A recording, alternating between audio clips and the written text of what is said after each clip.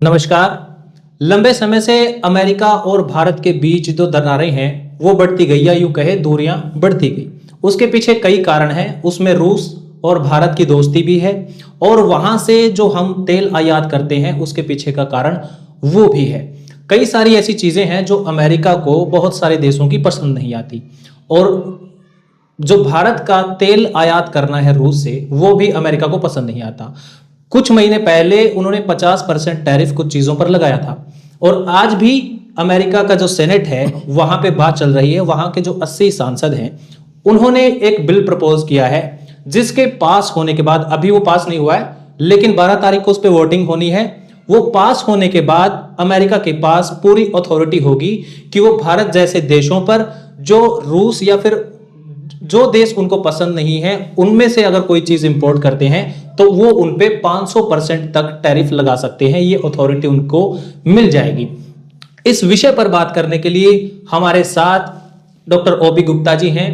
इसका भारत पे क्या असर होगा, और क्या ये जो टैरिफ लगने हैं ये पूरी दुनिया में किस तरीके से काम करेंगे, और हमारे ऊपर कितने टैरिफ लग सकते हैं, इस पर बात करने के लिए सर नमस्कार। नमस्कार जी।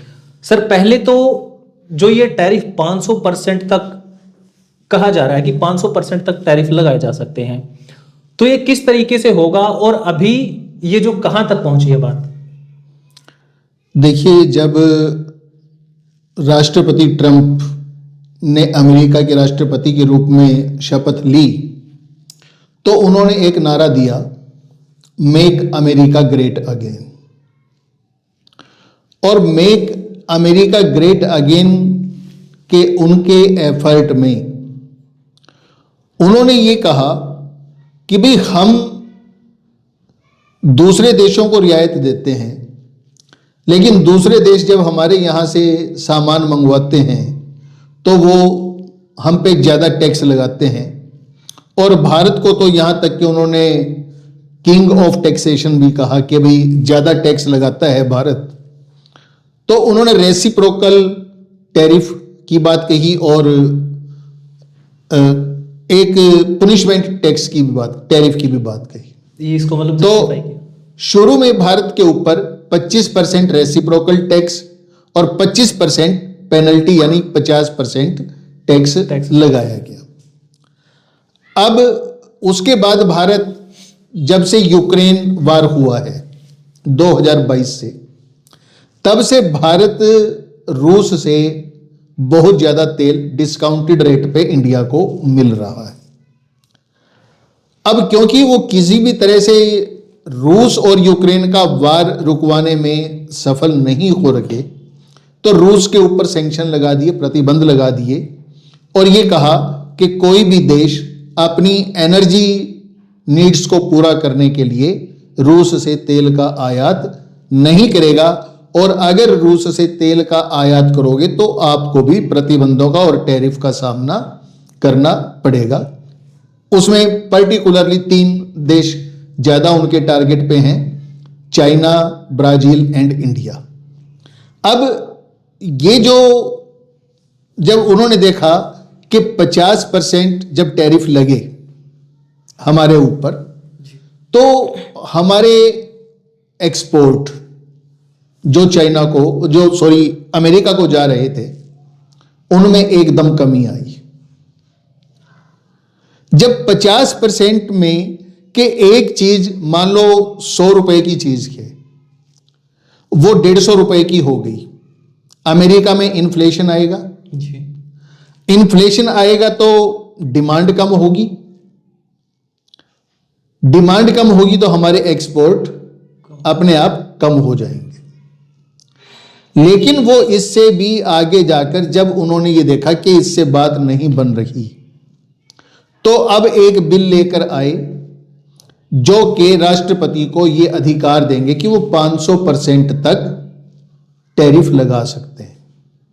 अब आप इमेजिन करो कि एक चीज जो पहले 100 रुपए की जा रही है, 500 रुपए उसके ऊपर टैरिफ लग जाएगा तो 600 रुपए की मिलेगी अमेरिकन को।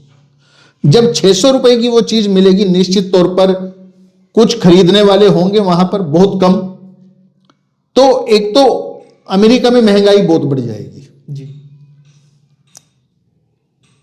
और दूसरी बात हम ये मान भी लेके अमेरिकन कैन अफोर्ड कि उनकी पर कैपिटा इनकम ज्यादा है, अच्छी क्रय शक्ति उनके पास है, लेकिन निश्चित तौर पर हमारे एक्सपोर्ट्स के ऊपर उसका बहुत बहुत बुरा असर पड़ेगा कि अमेरिका को होने वाले एक्सपोर्ट, हमारा जो व्यापार है अमेरिका के साथ सरप्लस में है, यानी हम चीजें भेजते ज्यादा हैं, मंगवाते कम है। लेकिन 500% टैरिफ लगने के बाद या टैरिफ की मात्रा बढ़ने के बाद, 500% को छोड़िए, आप 50 से ज्यादा बढ़ेंगे तो निश्चित तौर पर हमारे एक्सपोर्ट जो है और भी घटेंगे।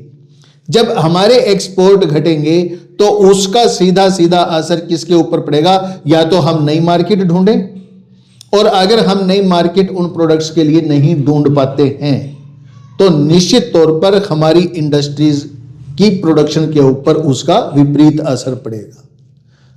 जब हम बाहर हमारे सामान की डिमांड नहीं होगी तो इंडस्ट्री प्रोड्यूस नहीं करेगी, और उसका रिजल्ट क्या होगा?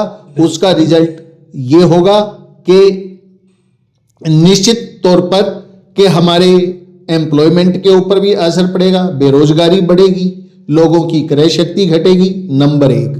नंबर 2, अभी तक जो ट्रेड सरप्लस हमारा है, यानी जो डॉलर हमें मिलते हैं, वो उन डॉलर से हम विश्व के दूसरे देशों से जो सामान मंगवा सकते हैं, और जब वो डॉलर हमें मिलने बंद हो जाएंगे टैरिफ बढ़ने के कारण, व्यापार घटने के कारण, तो दूसरे देशों से तो सामान हमारा बंद नहीं होगा। तो हमारे लिए यह भी हो सकता है कि डॉलर की डिमांड हमारे लिए बढ़े, और डॉलर की डिमांड बढ़ेगी तो निश्चित तौर पर फिर हमारी रुपए की करेंसी, जो हमारी रुपए की मुद्रा है, उसके ऊपर दबाव आएगा। वो हो सकता है कि अब जैसे 90 रुपए के आसपास है तो हो सकता है वो थोड़ा और बढ़ जाए, यानी रुपए की कीमत घट सकती है।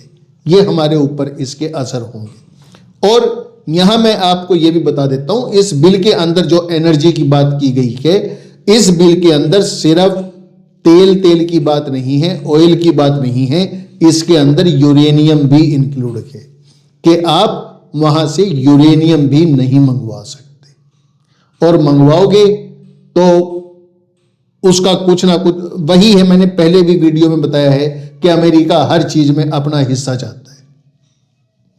अगर मैं ये बात कहूं कि वो हफ्ता मांगता है या महीना मांगता है तो भी गलत नहीं हो, क्योंकि बहाना क्या लगा रहा है? बहाना ये लगा रहा है कि भाई रूस से जो देश तेल खरीदते हैं वो एक तरह से, उसने आरोप क्या लगाया है कि वो विश्व शांति के लिए खतरा है। क्यों खतरा है?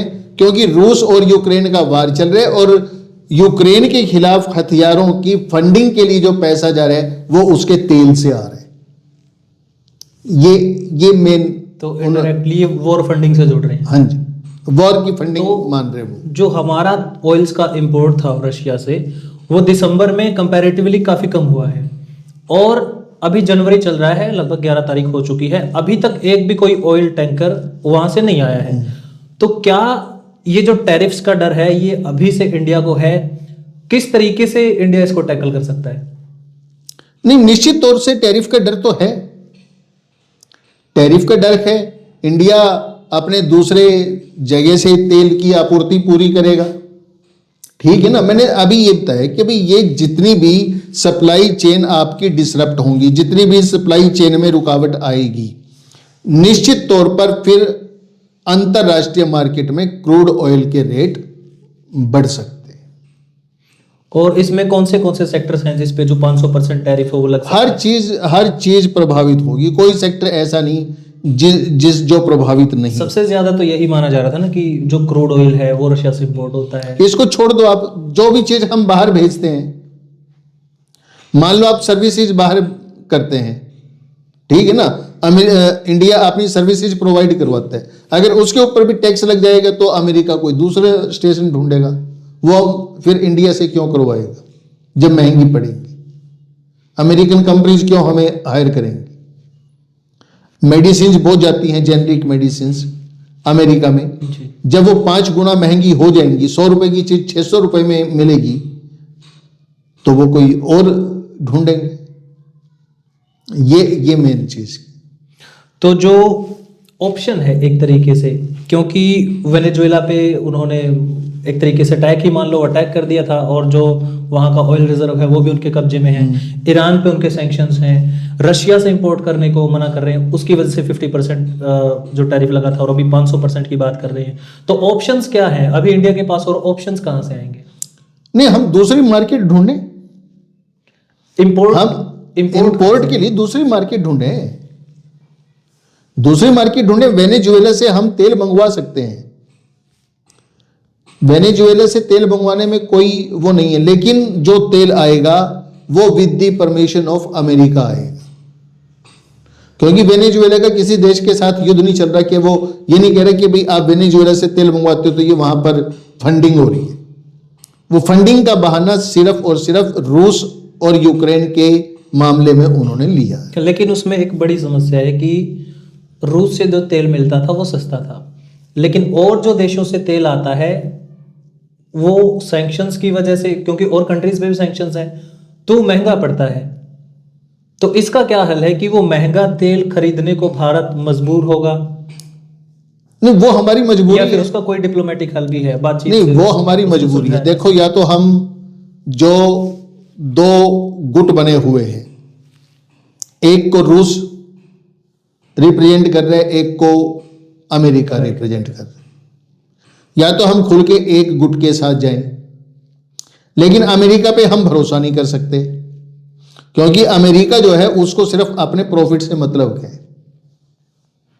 और रूस के साथ हिंदुस्तान की जो कूटनीतिक संबंध हैं या सैन्य संबंध हैं पुराने, वो बहुत पुराने हैं, हम उसको भी नहीं छोड़ सकते। तो भाई मजबूरी में हो सकता है कुछ समय के लिए हमें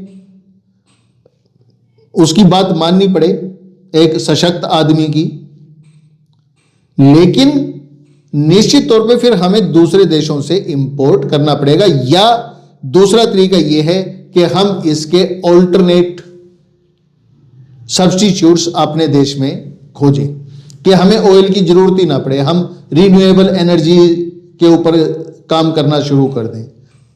जैसे आप देख रहे होंगे कि पेट्रोल और डीजल की गाड़ियों की बजाय आजकल हिंदुस्तान में इलेक्ट्रिक व्हीकल्स को बहुत ज्यादा महत्व दिया जा रहा है, प्रमोट किया जा रहा है। उसका मेन मकसद यही है कि हमारी डिपेंडेंसी दूसरे देशों के ऊपर ऑयल के लिए कम हो। तो लॉन्ग टर्म में एक तरीके से जो हमारे नीति निर्माता हैं, या लोगों को क्या सलाह दी जा सकती है कि ये जो सिचुएशन बनी है उसमें एक तरीके से भारत फंस चुका है, क्योंकि ज़रूरतें उसको अमेरिका से भी हैं, और जो अपने पुराने संबंध है उनको भी हमें मेंटेन करके चलना है। तो क्या बदलाव किए जा सकते हैं हमारी नीतियों में, या फिर लोग क्या नई आदतें अपना सकते हैं जिसकी वजह से जो ये भार हमारे ऊपर होगा वो कम हो? नहीं, देखो, लोग अपने लेवल पे ज़्यादा कदम नहीं उठा सकते। जो भी पॉलिसीज बनेगी वो नेशनल लेवल पे बनेगी, और नेशनल लेवल की पॉलिसीज बहुत बार अंतर्राष्ट्रीय दबाव के अंदर भी बनती है, और अंतर्राष्ट्रीय परिस्थितियों को देखकर भी पॉलिसी बनाई जाती है। ठीक है ना? तो हाँ, हम एज ए नेशन हम सब इकट्ठे हैं, लोग इकट्ठे हैं। जो भी परिस्थिति आएगी उस परिस्थिति का हिंदुस्तान के लोग पहले भी मिलकर सामना किया है, आगे भी मिलकर सामना करेंगे। क्या प्रॉब्लम?